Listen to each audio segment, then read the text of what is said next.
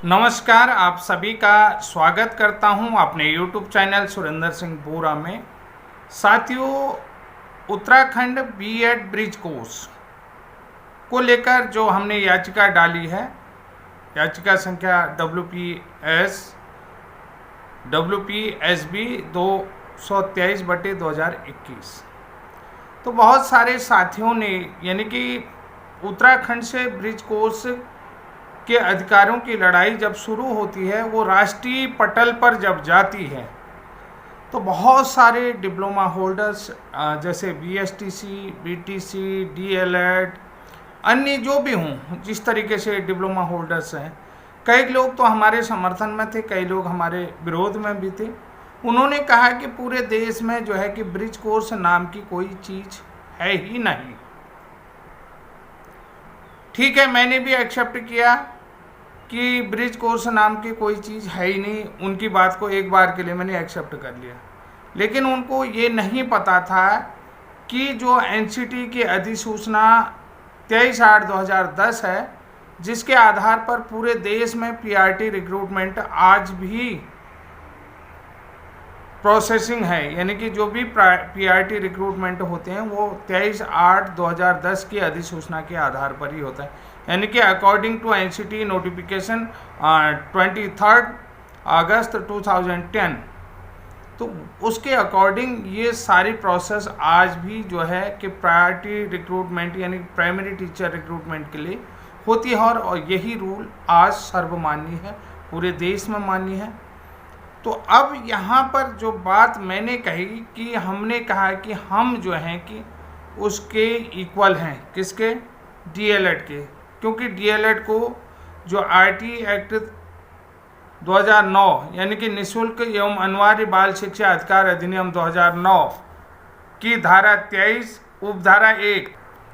के तहत जो मिनिमम क्वालिफिकेशन है वो डिप्लोमा इन एलिमेंट्री है, यानी कि उस बंदे की शिक्षक नियुक्त होने से पूर्व शिक्षा प्रशिक्षण जिसको कहते हैं, शिक्षक नियुक्त होने से पूर्व जो भी शैक्षिक अहर्ता हैं वो उसने कंप्लीट करी हैं, तो वो जो है कि प्राइमरी में RT एक्ट की धारा 23 उपधारा 1 के अकॉर्डिंग अगर योग्यता रखता है तो वो प्राइमरी टीचर नियुक्त हो सकता है। तो इसी बेस को हमने आधार बनाते हुए, यानी कि जब ब्रिज कोर्स का प्रावधान MHRD की तरफ से और NCT के दिशा निर्देशन में NIVAS संस्थान के द्वारा कराया गया, नेशनल ओपन स्कूलिंग संस्थान के तरफ से ये कोर्स कराया गया, तो उसके बाद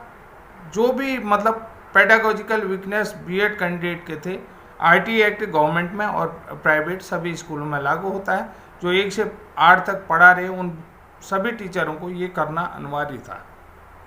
ठीक हो गया। तो बहुत सारे लोगों ने ये प्रावधान को वन टाइम, सिंगल विंडो, कई चीज़ें कहा, तो हमारे यहाँ जो है कि उत्तराखंड में भी ये कोर्स हुआ और हम ब्रिज कोर्स को जो है कि DLED के समकक्ष मानने, उसके समानांतर मानने के लिए हमने भी माननीय हाई कोर्ट नैनीताल में एक याचिकाएँ लगाई है।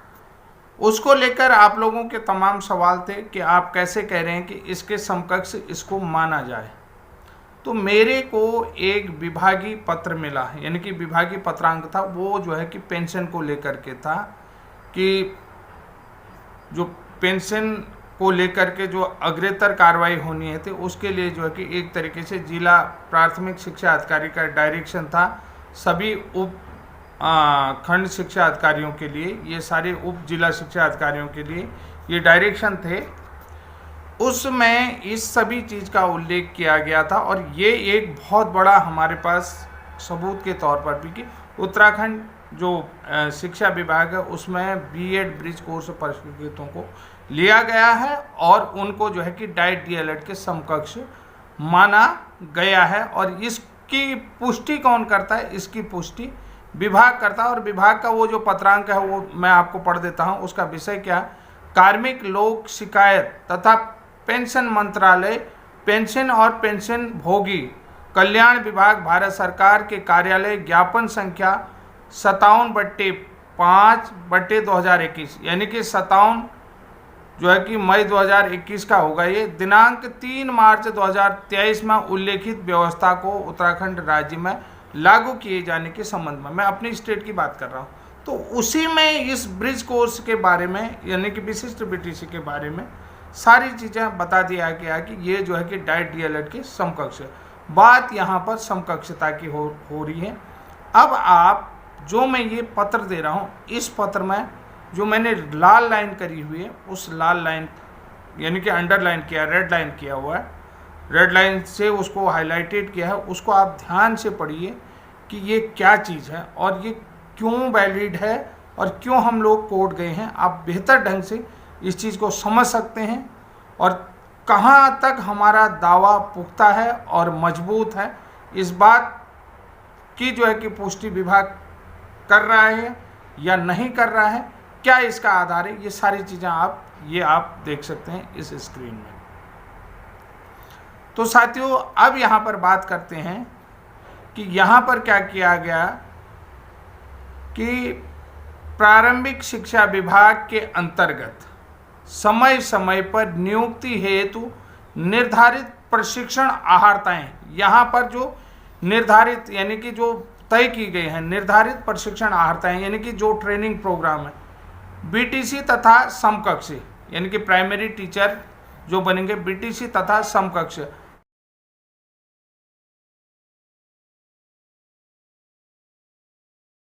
अभ्यर्थी उपलब्ध न होने के क्रम में विशिष्ट बीटीसी यानी बीएड तथा अन्य प्रशिक्षितों के माध्यम से सहायक अध्यापक प्राथमिक शिक्षा के रिक्त पदों की पूर्ति की जाती थी। यहाँ पर ये चीज़ आप देख लो, विशिष्ट बीटीसी, इसको बड़े ध्यान से देखना। विशिष्ट बीटीसी यानी बीएड तथा अन्य प्रशिक्षितों के माध्यम से सहायक अध्यापकों की प्राथमिक शिक्षा में रिक्ति पूर्ति की जाती। यहाँ तक ठीक है, यहाँ पर भी आप दावा नहीं कर सकते, इस लाइन पर भी कि आप इसके समकक्ष हैं, इसको दावा नहीं कर सकते, इस बात को भी आप कर, क्योंकि उक्त क्रम में देखिए उक्त प्रक्रिया में जो प्रोसेस है उसमें बीएड तथा अन्य समकक्ष प्रशिक्षण आहर्ताधारियों को यानी कि प्रशिक्षण योग्यताधारी यानी कि बीएड हो या डीएड हो, अन्य प्रशिक्षण जो भी योग्यताधारी हों का 6 महीने का प्रशिक्षण कोर्स कराने के फलस्वरूप यानी कि जो उनका जो साइकोलॉजिकल वीकनेस था, पेडागोजिकल वीकनेस था, अब यहाँ पर ये स्पष्ट करता है 6 माह का प्रशिक्षण कोर्स कराने के फलस्वरूप बीटीसी के समकक्ष आहर्ता निर्धारित करने के उपरांत यानी कि इन्होंने बीटीसी के समकक्ष 6 महीने का वो आहर्ता निर्धारित कंप्लीट कर लिया, तो उपरांत सहायक अध्यापक प्राथमिक के पदों पर नियुक्तियां प्रदान की गई हैं कि जब उनकी योग्यता कंप्लीट होगी तो उनको सहायक अध्यापक के पदों पर नियुक्ति प्रदान की गई है। तो ये इस बात का दावा काफ़ी मजबूती के साथ पेश करता। शासन के पत्र दिनांक 5/12/2023 यानी 5 दिसंबर दिनांक 1/10/2005 से पूर्व निर्गत विज्ञप्तियों के आधार पर नियुक्त कर्मियों को पुरानी पेंशन से आच्छादित किए जाने की व्यवस्था है। यानी कि 2005 से पूर्व जो लोग हैं उनको पुरानी पेंशन मिलेगी यानी कि ओल्ड पेंशन मिलेगी। उसके क्रम में विशिष्ट बीटीसी 2001-4 जो भी हैं और वर्ष 2005 तथा उसके उपरांत जनपद स्तर पर नियुक्ति हेतु निर्गत विज्ञप्तियों के माध्यम से नियुक्त किए गए शिक्षकों का विवरण निम्नांकित प्रारूप पर निर्देश प्राप्त हुए हैं। यानी कि जो है कि पुरानी ये था पेंशन का लेटर, लेकिन यहाँ पर मेरे को इसलिए बता रहा हूँ कि जो 2005 तक है उनको तो ओल्ड पेंशन है, उसके बाद का जो है कि प्रारूप उनको मांगा गया है कि जो 2005 के बाद एनसीएफ 2005 के बाद जो भी लगे उन लोगों का यानी कि यहाँ पर डाटा मांगा गया, उन लोगों का विवरण मांगा गया, उन लोगों का जो है कि बायोग्राफी मांगी गई है। तो इसलिए साथियों आप समझ गए होंगे कि हमारा दावा कितना मजबूत है और हमारा पक्ष कितना मजबूत है। इस बात की पुष्टि हम यहाँ पर विभाग के इस लेटर से करते हैं कि अब यहाँ पर जो साथी थोड़ा सा और अवेयर होना चाहते हैं वो ब्रिज कोर्स के संबंध में